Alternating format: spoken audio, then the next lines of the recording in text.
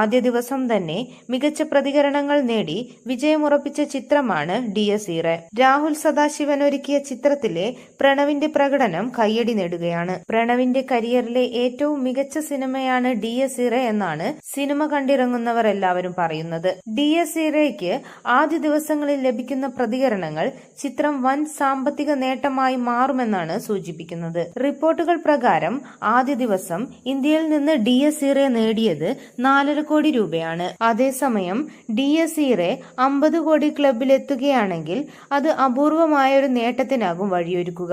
നേരത്തെ ഈ വർഷം തുടരെ 3 50 കോടി സിനിമകൾ സമ്മാനിച്ച് മോഹൻലാൽ ചരിത്രം കുറിച്ചിരുന്നു. എമ്പുരാൻ, തുടരും, ഹൃദയപൂർവ്വം എന്നീ ചിത്രങ്ങളാണ് മോഹൻലാൽ 50 കോടിയിലെത്തിച്ചത്. ഡിയസ് ഇറേയും 50 കോടിയിലെത്തിയാൽ അച്ഛനെ പോലെ തന്നെ തുടർച്ചയായി 3 സിനിമകൾ 50 കോടിയിലെത്തിച്ച നടനാകും പ്രണവ്. നേരത്തെ ഇറങ്ങിയ ഹൃദയം, വർഷങ്ങൾക്ക് ശേഷം എന്നിവ 50 കോടി നേടിയിരുന്നു. 50 കോടിയിലെത്തിച്ചു എന്ന ഇന്ത്യൻ സിനിമയിലെ തന്നെ അപൂർവമായൊരു നേട്ടവും പ്രണവിനെയും മോഹൻലാലിനെയും തേടിയെത്തും. ഡിയസ് ഇറേയ്ക്ക് ബുക്ക് മൈ ഷോയിൽ ലഭിക്കുന്ന റെക്കോർഡ് ബുക്കിംഗ് സൂചിപ്പിക്കുന്നത് ചിത്രം 50 കോടിയിൽ എത്തുമെന്ന് തന്നെയാണ്. രാഹുൽ സദാശിവൻ സംവിധാനം ചെയ്ത ചിത്രം വ്യത്യസ്തമായൊരു ഹൊറർ അനുഭവമാണെന്നാണ് പ്രേക്ഷകർ പറയുന്നത്. കൂടുതൽ വാർത്തകൾക്കും വിശേഷങ്ങൾക്കുമായി ഈ ചാനൽ സബ്സ്ക്രൈബ് ചെയ്യുക.